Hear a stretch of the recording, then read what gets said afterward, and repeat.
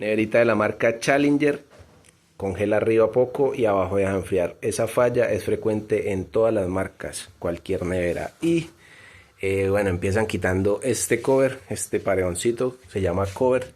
Lo quitan con muchísimo cuidado, sale a presión, no tiene tornillos. Vea cómo está acá congelado.